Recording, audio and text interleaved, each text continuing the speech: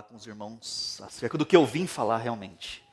Nós vamos falar um pouco sobre os ídolos, como que a idolatria funciona na prática, e eu vou apresentar 4 fatos sobre os ídolos que estão presentes lá no livro de Atos, capítulo 19, 23 até 41. É um texto um pouco mais comprido, é um texto maior, e ele narra uma história, ou seja, eu vou contar uma história para vocês aqui hoje. Não minha história, uma história da Bíblia, uma história das Escrituras.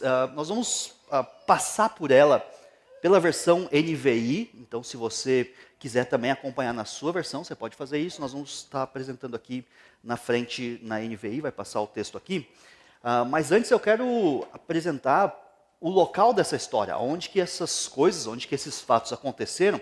Eu gosto sempre de pensar onde que as coisas aconteceram e como que a história se desenrolou dentro de um contexto específico. Acho que é sempre muito interessante a gente pensar dessa forma. E a cidade de Éfeso, onde essa história está acontecendo, é uma cidade que a gente conhece, né, pelo menos de nome, né? Você deve ter ouvido falar dessa cidade, Éfeso. Afinal, Paulo escreveu uma carta importante para eles, né, uma carta que a gente tem nas nossas Bíblias. E Paulo estava plantando essa igreja nessa localidade. Nesse momento, né, Atos vai contando a história do que os apóstolos vão fazendo ao longo da história. E esse momento da história, então, Paulo especificamente está em Éfeso e está tendo um tumulto. Alguns comentaristas vão falar que esse momento da história de Atos é o ápice de Atos, é o ponto alto da história de Atos, onde a história realmente começa a se desenrolar. E essa cidade, então, essa cidade funciona como uma encruzilhada do Oriente para o Ocidente. Né? Lá naquela região, então, é uma cidade da Turquia, onde hoje é Turquia, é uma cidade muito importante, ela é bastante relevante e ela é uma cidade longe das outras. Seria mais ou menos como se a gente fosse pegar um ônibus, não sei se vocês têm o costume de pegar ônibus, eu lembro da época que eu pegava ônibus, né? Sempre tem uma cidade meio no meio do nada, né? Onde você para dar uns 30 minutos, uma esticada nas pernas. Geralmente quando você está de ônibus, quem viaja de ônibus, de repente o cobrador, o motorista, para o ônibus, abre a porta, né, dos passageiros e diz assim, Soledade, 30 minutos. Ou, como é que é? Sombrio, né? Sombrio, 30 minutos. Né? Aquelas cidades que são as cidades famosas de parada. E essa cidade de Éfeso, aí na Turquia, ela funcionava mais ou menos assim, mas eram para viagens maiores. Então, você não parava por 15 minutos, 30 minutos, você parava para ficar pelo menos um dia. Como ela era uma cidade no meio de uma estrada, então você parava ali para visitar algumas coisas. E tinham coisas interessantes nessa cidade para que você visitasse. Você pode ver, e eu quero que você imagine essa cidade não como uma cidade com cara de areia, assim, né? com cor de areia, mas você imagina uma cidade viva, né? As pessoas andando para lá e para cá e vivendo a vida da cidade nesse dia a dia. Então, nessa cidade especificamente tinha uma biblioteca muito famosa, que é a tal da Biblioteca de Celso. A Biblioteca de Celso, então, ela rivalizava com a Biblioteca de Alexandria e várias características, inclusive na fachada dessa biblioteca, apontam para as questões de sabedoria, para as questões das virtudes do ser humano. Você vê que ela tem uns nichos ali com umas, não são santinhas ali, mas é como se fosse, né, essas estátuas que representam como é que diz, não as divindades, tem aqui escrito, as virtudes do ser humano. Então, cada uma dessas, né, uma é a sófia, a sabedoria, o conhecimento, epísteme, a inteligência. Então, cada uma dessas estatuazinhas representam, não divindades, mas representam a sabedoria. E sabe o que é interessante? É uma cidade, então, que valorizava muito a inteligência. Porém, também era uma cidade bastante idólatra. E às vezes a gente faz essa oposição, né? Ou as pessoas são inteligentes, ou elas são idólatras. Mas o que a gente vai ver na realidade é que as pessoas, por mais inteligentes que sejam, elas continuam sendo idólatras, porque a idolatria está dentro de nós. A grande ênfase, talvez, da cidade está em torno dessa deusa que está aqui. Essa aqui é a grandiosa Ártemis dos Efésios. Essa Ártemis dos Efésios também é chamada de Diana. Ela é uma deusa específica, e aquilo ali que está pendurado nela ali embaixo, parece um mamoeiro assim, né? Mas na verdade ela tem aquilo ali que alimenta as muitas crias que ela dá. É uma deusa da procriação, é uma deusa da fertilidade, né? Então você adorava essa deusa para que você tivesse filhos. A ideia é que as pessoas então se achegassem diante dessa deusa para aqueles que quisessem ter filhos, então adorariam essa deusa. E existe o ponto alto, e é conhecido como uma das 7 maravilhas do mundo antigo, você já deve ter ouvido esse termo, né? O templo da Ártemis dos Efésios era considerado uma das maravilhas do mundo antigo, tamanho era esse templo, então, que era muito famoso. Eu tenho aqui uma foto desse maravilhoso templo, isso aí é o que sobrou do grandioso templo. Esse aqui é o ponto alto, se você for visitar hoje Éfeso, esse aqui é o ponto alto, tá? Esse aqui é o maravilhoso templo, 7ª maravilha do mundo, mas na verdade sobrou só um poste desse templo. Coloca ali, tem possivelmente ele era assim, eles fazem algumas propostas, né? Eles dizem, não, provavelmente era desse jeito, tá? Eram muitas dessas torres ali, desses mastros onde o templo era erguido então, mas o que aconteceu com esse templo é que surgiu um cara, esse cara se chamava Heróstrato. E o Heróstrato era um cara que queria ficar famoso. Ele morava ali ao redor da cidade e ele disse, eu vou ficar famoso pelo mundo todo. Eu vou colocar fogo no templo da Ártemis dos Efésios. Todos vão me conhecer, meu nome vai rodar o mundo, porque eu vou destruir as ideias, né? Eu vou destruir uma das 7 maravilhas do mundo. E aí ele foi lá, realmente colocou fogo, né? E aí ele foi condenado. E aí os juízes da época, os juízes ali que tinham essas filosofias gregas, eles entenderam o que esse cara desejava, ficar famoso, e eles condenaram ele à morte, mas não somente à morte, condenaram ele também à obscuridade. Ou seja, o nome dele devia ser apagado de todos os registros da história. Esse cara, ele ia sumir da história. Teve um historiador que acabou escrevendo sobre ele, então a história chegou até nós, mas a gente chama isso de fama herostrática. Existe essa palavra, inclusive no português. Uma fama herostrática é uma fama pela infâmia, ou seja, ele se tornou famoso pela vergonha, né? A vergonha de ter feito uma coisa ruim. E esse é o contexto, mais ou menos, da cidade, do que está acontecendo na cidade. Não sei se a gente tem mais uma foto. Essa aqui é a Diana dos Efésios. Eles encontram até hoje miniaturas dessa deusa, eles faziam em quantidade. E aparentemente eles vendiam como bugiganga religiosa, assim. Não sei se você já foi para esses lugares aí, tipo... Como é que é o templo lá em São Paulo, lá, que é a Aparecida, né? No templo da Aparecida. Você chega lá perto, tem um templo gigantão e um monte de gente vendendo um monte de coisinha, né? Miniaturazinha do templo e as miniaturas da Santinha e tal. Então, a bugiganga religiosa, parece que esse tipo de coisa aí sempre existiu. Mas vamos entrar no texto então. Aqui ainda é a praça central da cidade, tem também uma foto o teatro da cidade também, onde faziam ali as grandes reuniões. Isso aqui vai aparecer na nossa história, inclusive. Vamos lá. Então o texto começa no versículo 23, diz assim, então, como eu disse, esse aqui é o ponto alto do livro de Atos, né, onde a história chega no seu ápice, diz assim, naquele tempo houve um grande tumulto por causa do caminho. O caminho, então, é como se chamavam os cristãos, a igreja, ou vamos dizer assim, como se fosse a denominação, né? Mas como era conhecida a igreja verdadeira, até esse momento aqui, eram os do caminho. Então houve um grande tumulto por conta ali dos discípulos. Paulo já tinha ali alguns ajudadores que estavam auxiliando ele nessa cidade, morando, e então houve aí um grande tumulto. Versículo 24. Um ourives, ou seja, alguém que trabalhava com ouro e trabalhava com metais, um ourives chamado Demétrio, que fazia miniaturas de prata do templo de Ártemis e que dava muito lucro aos artífices, né? Então essa cidade que girava em torno desse templo tinha essa profissão aí desses artífices, desses ourives que faziam essas miniaturas de prata do templo para vender. Reuniu-se, 25, reuniu-se juntamente com os trabalhadores dessa profissão e disse: Senhores, vocês sabem que temos uma boa fonte de lucro nessa atividade. Então esse sujeito, ele junta os trabalhadores da sua profissão, né? Ele se torna aqui talvez o primeiro sindicalista da história. Ele junta as pessoas que trabalham na mesma profissão, junta esses caras e dizem, olha, pessoal, vocês sabem que a gente ganha aqui um bom dinheiro fazendo esses templozinhos aqui, essas miniaturas. 26, e estão vendo e ouvindo como este indivíduo, Paulo, está convencendo e desviando grande número de pessoas, aqui em Éfeso e em quase toda a província da Ásia.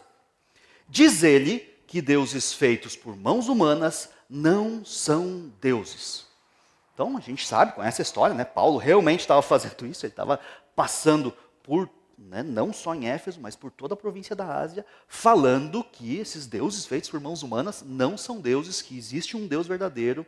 Né? Contava a história de Jesus Cristo para as pessoas, e isso então estava aparentemente incomodando aqui, não só o Demétrio, mas as pessoas que se aproveitavam da fé alheia, da fé dos outros, para conseguir aqui alguma fonte de lucro, né? 27.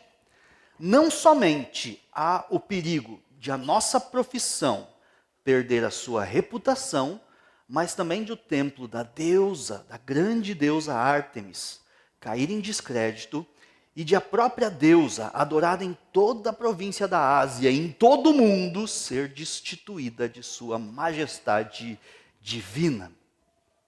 A pergunta é, o que está em jogo aqui? O que realmente o Demétrio está preocupado? Aparentemente, o deus do Demétrio aqui inclui, né, a deusa Ártemis, mas aparentemente ele está com medo de perder alguma outra coisa. Né? Ele fala da grande fonte de lucro. Né? E aqui ele apela para os desejos humanos, ele apela para o desejo desses colegas de profissão de obter lucro dessa atividade deles. Então, Demétrio aqui ele já começa, na verdade, a revelar um pouco. A Bíblia diz, né, que a boca fala do que está cheio o coração. Então, Demétrio começa a revelar algumas coisas com as frases que ele fala. Ele começa a falar, eu tenho problemas, né, nós temos problemas grandes aqui, estamos perdendo nosso dinheiro. E também a nossa deusa, né, ela também vai ser destituída da sua majestade e glória divina. Né? Todo mundo sabe que ela é demais, mas tem também o dinheiro, né, que a gente vai perder. Então, né, o nosso amigo Demétrio aqui, aparentemente, está revelando algo. 28. Ao ouvirem isso, eles ficaram furiosos e começaram a gritar, grande é a Ártemis dos Efésios. Grande é a Ártemis dos Efésios. Parece meio bobo isso, né? Parece uma coisa de um povo do passado, mas a gente vê as pessoas até hoje fazendo isso, né? Como é que a gente vê, às vezes, essas manifestações políticas, né? Parece que estão falando assim, Ártemis guerreira do povo da Turquia. Né? Então parece que eles têm aqui quase que um partido, se cria como se fosse um partido, um item de adoração, onde as pessoas se reúnem em torno disso e gritam, e gritam, e gritam. Parece talvez até estádio de futebol, né, para alguns. Os caras gritando em torno de um time, as pessoas gritando em torno de um personagem específico. Aparentemente as pessoas fazem isso até hoje, e de novo, né, isso revela, né, a boca fala do que está cheio o coração. E as pessoas falam isso com tanta gana, com tanto vigor, com tanta vontade, revelando aquilo que verdadeiramente adoram. O que acontece então, versículo 29, em pouco tempo a cidade toda estava em tumulto. O povo foi às pressas para o teatro. Aparentemente, quando algo grande acontecia na cidade, todo mundo ia para o teatro, porque é para lá que todo mundo ia. E eles foram então para o teatro, arrastando os companheiros de viagem de Paulo, os macedônios Gaio e Aristarco. Paulo, versículo 30, queria apresentar-se à multidão, mas os discípulos não o permitiram. Então Paulo ficou meio fora dessa. Aqui quem foi arrastado mesmo para o estádio lá, foi para o teatro, foi o Gaio, o Gaio entrou de gaiato nessa história. E o Paulo quis participar, mas os discípulos, aqui não está falando dos 12 necessariamente, mas está falando do pessoal da igreja, não permitiram. Aparentemente eles mandaram ali uma mensagem para o Paulo, olha o versículo 31. Alguns amigos de Paulo, dentre as autoridades da província, chegaram a mandar-lhe um recado, pedindo-lhe que não se arriscasse a ir ao teatro. Né? Mandaram um WhatsApp para ele rapidão lá. Né? Paulo, tá ruim lá, não vai. Mandaram essa dica, esse conselho ali para Paulo. A assembleia, ou seja, aquela reunião que o povo fez ali no teatro, diz assim, estava em confusão, versículo 32. Uns gritavam uma coisa, outros gritavam outra. Né? Parece que não tinha uníssono, né? Cada um achava que queria, um gritava que era os 32 centavos, outro falava que não, o problema não é esse, o problema é outro. E diz ainda, a maior parte do povo nem sabia por que estava ali. Né? Então, aparentemente, é semelhante a esses nossos levantes populares de hoje, né? Que os caras vão caminhando na rua, dizendo, vem para a rua, vem, e faz uma pressão, e a pessoa vai junto, nem sabe por quê. Né? E a Bíblia fala, né? A Bíblia nos dá muitas dicas interessantes, né? Para a gente não se associar com essas pessoas. Né? Se você vê alguém irado, não se associe com essa pessoa. E aparentemente isso estava acontecendo, as pessoas estavam iradas, indo para algum lugar, gritando coisas, e o povo foi acumulando e juntando. E é interessante que isso acontece até hoje, né? A gente vê claramente isso acontecendo nos nossos dias, né? Tava uns dizendo vem para a rua, outros estavam com panela batendo, né? O que faz até hoje. 33. Alguns da multidão, olha o que aconteceu, julgaram que Alexandre era a causa do tumulto. Quem que é esse Alexandre?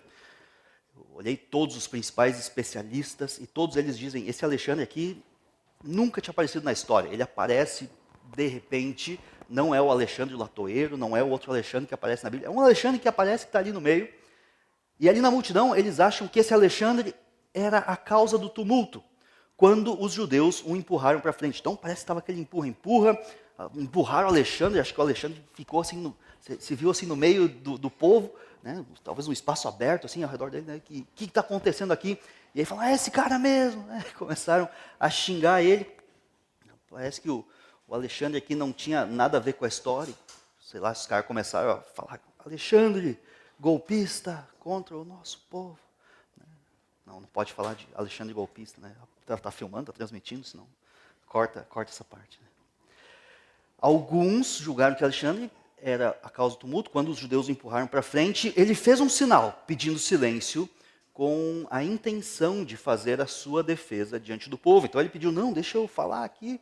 Mas quando, 34, ficaram sabendo que ele era judeu, todos gritaram a uma só voz durante cerca de 2 horas. Grande é a Ártemis dos Efésios. Eles calculam que cabe 25 mil pessoas naquele teatro. Então você imagina, né, que não é um estádio lotado, né? As pessoas, Ártemis, olê, olê, olê. O escrivão da cidade, aparentemente alguém que tinha alguma liderança, e esse escrivão era uma autoridade imposta e colocada, vamos dizer assim, pelos romanos. Ele tinha um emprego, e o emprego desse escrivão era fazer ali alguma parte judicial, jurídica da cidade, em termos de liderança, e manter a paz no povo. Era interessante porque era necessário para que uma cidade grande dessas mantivesse o status de capital dentre os estados romanos, ou como se fosse uma capital de estado mesmo hoje, né? Onde você vai ter, naquela época eles tinham Roma e tinham mini-Romas, cidades menores que Roma, mas que tinham elementos semelhantes a Roma, ou seja, os romanos vinham e construíam ali um estádio, né, um teatro, como havia em Roma, construíam uma biblioteca, como a de Roma, e faziam um fórum, como havia o de Roma, menores. Né? Então eram como fossem capitais espalhadas, e a condição principal é que essas cidades mantivessem a paz. Quando essas cidades perdessem a paz, ou seja, voltassem a viver como os bárbaros, como alguém sem lei, então uma cidade dessas perderia o seu status de capital romana, de província romana, e aí então, né, ou se tirava esses generais, ou como esse escrivão, né, se retiravam essas pessoas, e né, o sujeito e a própria cidade então perdia ali o seu status. E aí então esse escrivão, que era alguém principal na cidade, então ele acalmou a multidão, aparentemente esse cara conseguiu um pouco de silêncio e disse, Efésios, quem não sabe que a cidade de Éfeso é a guardiã do templo da grande Ártemis e da sua imagem que caiu do céu? Então eles acreditavam que essa Ártemis, essa deusa, ela tinha caído do céu, eles encontraram ela lá. Então ele está apelando aqui, né, para a fé também do povo, dizendo, olha, quem não sabe que ela é a grande guardiã, né, da nossa cidade? Aparentemente o escrivão aqui era um cara bem esperto, né? Falava aquilo que as pessoas queriam ouvir, falavam, né, o que conversava com o ídolo do coração daquelas pessoas. Portanto, 36, visto que esses fatos são inegáveis, ou seja, é inegável que essa deusa é a melhor de todas, acalmem-se e não façam nada precipitadamente. Vocês trouxeram esses homens aqui, embora eles não tenham roubado templos, nem blasfemado contra a nossa deusa. Então, ele estava tentando aqui acalmar o povo para tentar conseguir aquilo que ele queria. O que acontece se o governo nos vê desse jeito aqui? Se o Demétrio, 38, e seus companheiros de profissão têm alguma queixa contra alguém, os tribunais estão abertos. E há procônsules, há pessoas a quem vão julgar essas questões. Eles que apresentem as suas queixas ali. Se há mais alguma coisa que vocês desejam apresentar, isso será decidido em assembleia conforme a lei. Ou seja, aparece no meu escritório, vamos conversar, eu quero ajudar vocês. Da maneira, 40, da maneira como está, corremos o perigo de sermos acusados de perturbar a ordem pública por causa dos acontecimentos de hoje. Nesse caso, não seremos capazes de justificar esse tumulto, visto que não há razão para tal. Se um romano pega a gente aqui desse jeito, a gente perde nosso status, perdemos nossas benesses, perdemos tudo que Roma tem para nos dar. Tendo dito isso, encerrou a assembleia. Então é interessante a questão da idolatria. Como que a idolatria está presente? Se a gente estiver lendo, às vezes a gente passa, Atos a gente lê às vezes numa corrida, assim, são histórias, são divertidas, são legais, as histórias é uma narrativa de uma história que está acontecendo, e às vezes a gente passa rápido por uma história como essas, como uma dessas, e a gente não vê a idolatria realmente ali presente. Porque quando a gente lê rápido, a gente pensa, onde está o ídolo aqui? E a gente passa e pensa, não, o ídolo é a deusa, a Ártemis dos Efésios, eles são idólatras porque eles adoram essa ídola, essa deusa falsa aí dos Efésios. E a gente não percebe que, na verdade, os ídolos, aquela deusa, ela representa os ídolos que estão dentro do coração. Cada um tem algo que quer, que deseja, e apela para a idolatria, apela para essa deusa, para conseguir aquilo que quer. Então, mesmo as pessoas que são ali as idólatras, que se prostram diante daquela deusa, eles estão querendo algo, é uma deusa da fertilidade. Então, as pessoas que passavam por essa cidade, que estavam ali andando e paravam nessa cidade, então elas faziam ali as suas adorações a essa deusa para tentar conseguir aquilo que eles queriam. Eu quero filhos. Então, o que eu preciso fazer? Tem que adorar essa deusa aqui. Como é que adora? Sei lá, você beija o pé dela. Pronto, então, beijei o pé, agora vou ter meu filho. Você tem que se prostrar diante dela. Então, vou fazer isso. Agora, tem outros que lidam de outra forma. Então, para o Demétrio aqui, o que ele tinha que fazer? Ele queria a sua posse, queria o dinheiro do seu trabalho ali, e ele apelava para essa deusa. Não em adoração à divindade, talvez ele até dizia que tem que beijar aqui, beleza, eu beijo, não tem problema nenhum. Mas não me deixa sem minha profissão, eu quero ganhar meu dinheirinho, e eu vou apelar aqui para a deusa e vou manter a fé do povo. Se alguém me rouba isso é interessante. Quando alguém me rouba isso, então eu estou disposto a reagir de forma, muitas vezes, pecaminosa. E é isso que estava acontecendo. Essas pessoas estavam agindo de forma completamente pecaminosa frente aos eventos, frente ao que estava acontecendo. E se a gente não perceber e entender a idolatria da forma correta, como Deus quer que a gente entenda, a gente vai passar por cima de textos como esse e nunca perceber e nunca entender o que é de fato idolatria nas Escrituras. Porque a gente olha para o Antigo Testamento e a gente pensa como se fosse um povo subdesenvolvido, um povo meio tribal, que adorava aqueles deuses falsos. Por exemplo, quando a gente pega o povo de Israel. O povo de Israel frequentemente vai adorar os deuses dos outros povos, que acontece várias vezes. Eles chegam numa cidade, conquistam aquela cidade, eles entram na cidade, veem os deuses daquele povo, o que eles fazem? Começam a adorar os deuses daquele povo. Aí você pensa, por que eles faziam isso? O que motivava o povo de Israel, que conhecia o Deus verdadeiro, a chegar, a entrar nessa cidade, conquistar a cidade e agora se voltar para esses falsos deuses? E cada história, se a gente vai analisar cada uma das histórias, o que vai acontecendo, é que o povo de Israel, as pessoas têm desejos, coisas que eles querem, e eles veem nesses deuses as respostas para aquilo que eles querem. Então eles chegam lá numa cidade, conquistam a cidade, e veem, mas eles têm plantações maravilhosas aqui. que eles faziam que tinha uma plantação tão boa? Ah, é esse poste aqui, o ídolo desse povo aí. Ah, então vamos adorar esse poste aqui porque vamos ter uma plantação melhor. Ou eles chegam numa cidade e eles têm lá mulheres bonitas naquela cidade. Ou até tem uma cidade que eles têm carros fantásticos. O que eu tenho que fazer? Você tem que adorar esse Deus. Então, e frequentemente, então, o povo de Israel, porque o ídolo em si, ele não é nada, ele não tem nada. Tem alguns que são literalmente um poste, né, como se fosse um poste de luz, assim, da CE, né, ou como se fosse um poste desses. E você pensa, por que eles adoraram um poste feio desses, né? Feio, que dói, assim. Vão lá, adoram, beijam o poste. Né? Qual a moral disso? E a grande questão é o que eles desejavam. Então, o ídolo, na verdade, é o que está lá dentro.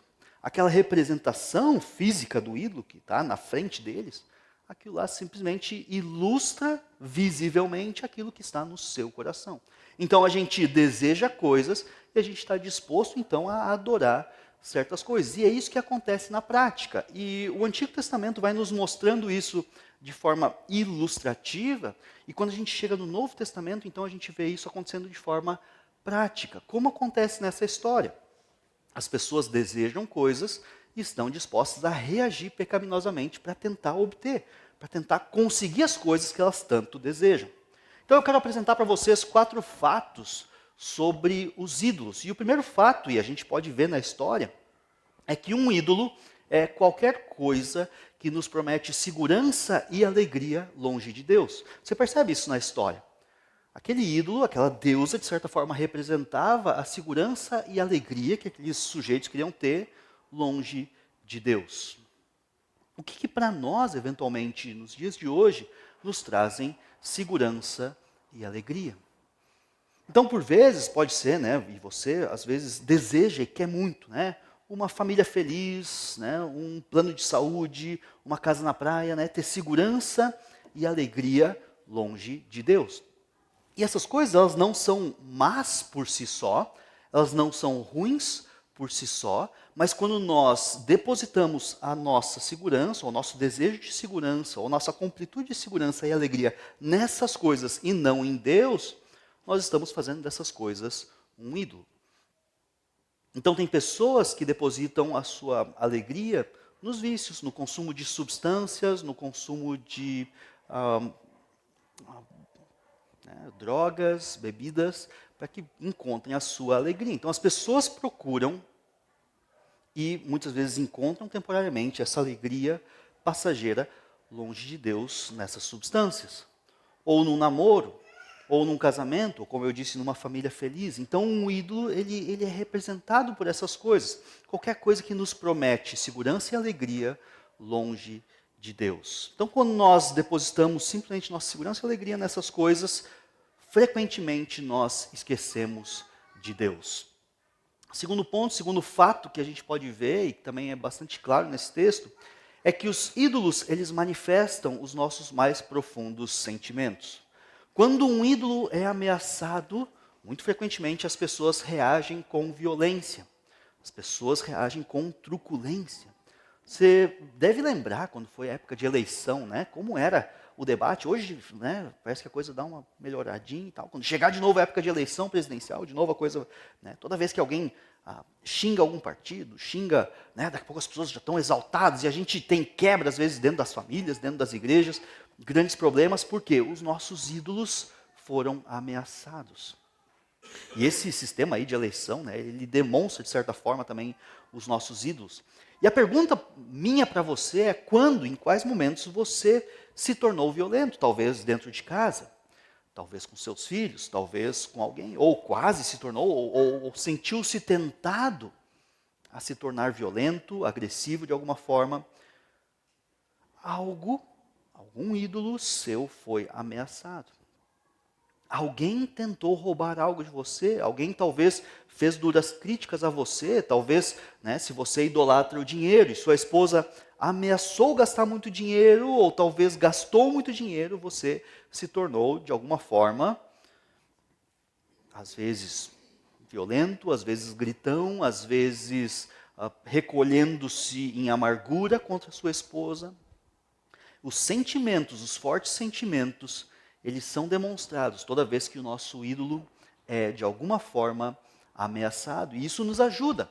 Isso nos ajuda a entender, compreender nossa idolatria e buscar a transformação verdadeira. Esses sentimentos que se manifestam na nossa vida, nós temos que perceber e tentar entender o que de fato eu estou buscando. Será que eu estou buscando a coisa errada? Será que eu estou buscando alguma coisa longe de Deus? Então, quando eu não consigo mais segurar, quando parece que alguém vai me roubar essa coisa, eu estou disposto então a reagir de forma sentimental, de forma violenta. Então, quando que você agiu, talvez, né? Quando que você reagiu gritando com alguém, sendo ameaçador contra alguém, talvez ali algum ídolo seu estava sendo, então, ameaçado. Terceiro fato que nós temos sobre os ídolos nesse texto é que um ídolo, ele precisa ser protegido. Demétrio deixou isso muito claro quando ele fala que a deusa precisa ser protegida. Existe grande ironia nisso. A deusa precisa ser protegida. Nós sabemos que o nosso Deus, ele não precisa de proteção. Deus é quem nos protege. Porém, quando nós temos um ídolo, ele precisa ser protegido com unhas e dentes. E a pergunta para nós é, né, o que nós protegemos então com unhas e dentes? O que a gente protege de toda forma que a gente não quer entregar ao Senhor?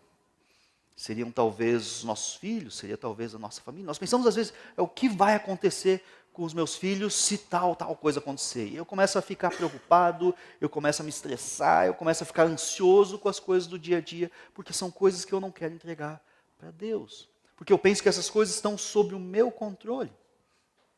Ou o seu dinheiro. Né? O que vai acontecer com o meu dinheiro se tal prefeito entrar como... se tal governador, se tal presidente entrar. O que vai acontecer? Então, o que você quer proteger a todo custo e você não quer entregar para o Senhor, e você está protegendo e pensando, se eu não fizer algo, Deus não tem nada para fazer. Deus não está no controle dessas coisas. Eu tenho que proteger de toda forma, e se eu não consigo proteger, se as coisas fogem do meu controle, então eu estou disposto a pecar de alguma forma contra o Senhor. Quarto e último fato, então, sobre os ídolos, é que o ídolo, ele exige sacrifícios. Assim como no Antigo Testamento as crianças eram entregues a Baal, né? Você lembra dessas histórias? Nós também estamos dispostos a sacrificar frente aos nossos ídolos. E talvez, né, nós estamos dispostos a sacrificar a nossa integridade por uma posição no trabalho. Né? Então, você tem lá o seu trabalho, o seu serviço, e alguém quer que você não seja íntegro em algo. Dizem para que você tem que fazer tal coisa para manter o seu trabalho, a sua profissão, e você então está disposto a sacrificar a sua integridade por conta de uma posição no trabalho. Ou às vezes algo muito menor. Né? Às vezes as pessoas estão dispostas a sacrificar a sua integridade frente à TV por conta de um entretenimento barato. Por vezes as pessoas estão dispostas a sacrificar a sua moralidade por um relacionamento. Por vezes jovens que estão namorando e estão dispostos a sacrificar a moralidade e a pureza para manter um relacionamento, para manter um namoro. Né, de uma forma que não agrada ao Senhor. Ou pessoas que estão dispostas a sacrificar os seus filhos, e não terem filhos em nome do conforto. Pessoas que estão dispostas a sacrificar a saúde pelo prazer da comida, por prazeres passageiros e aleatórios. Ou pessoas que estão dispostas a sacrificar o seu casamento para estar sempre certo, para ter sempre a razão. E talvez, né, você está meio chateado comigo aqui, porque eu estou talvez expondo e mexendo em alguns ídolos. Mas eu quero pensar dessa forma, eu quero pensar de forma mais ampla, como que é muito fácil a gente ver os ídolos dos outros. Como é fácil, por vezes, quando a gente entra na casa, né, de um descrente, a gente vê lá aquela santinha, né, num cantinho lá com umas moedas, às vezes, um sapo, alguma coisa assim, né, uma estatuazinha de um Buda, né, alguma coisa assim. É muito fácil a gente ver os ídolos dos outros, mas a gente não percebe os ídolos que estão no nosso coração e que Deus quer transformar, que Deus quer trabalhar, que Deus quer substituir, né, pela verdadeira adoração. substituir a falsa adoração que existe nos nossos corações e que tem nos trazido diversos problemas na nossa vida por uma verdadeira adoração. Então que dessa forma, né, nós não estejamos agindo como os efésios, que tinham lá a sua deusa visível, e obviamente vocês não fazem isso, né, vocês não devem ter, imagino que os irmãos aqui não tenham, né, uma estátua da Diana dos Efésios, da Ártemis, da grandiosa Ártemis dos Efésios nas suas casas, mas por vezes dentro do nosso coração nós guardamos algumas coisas, né, nós mantemos às vezes alguns ídolos, alguns desejos que nós não estamos entregando ao Senhor. Então, cada um de nós esteja reconhecendo, primeiramente, esses ídolos, tentando de fato reconhecer diante do Senhor, confessar diante do Senhor, como por vezes a gente tem guardado algumas coisas e não entregue elas ao Senhor. E dessa forma, então, não entregando a verdadeira adoração para Deus, mas a verdadeira adoração a gente tem entregado para esses ídolos, né? Protegendo eles, fazendo sacrifício, rendendo os nossos sentimentos para eles e buscando, por vezes, segurança e alegria neles e não no Senhor. Então, que o Senhor Deus possa estar nos ajudando a reconhecer isso, entregar para Ele, confessar e agora trocar isso, então, pela verdadeira adoração. Que o Senhor esteja nos ajudando nisso. Eu quero orar com os irmãos.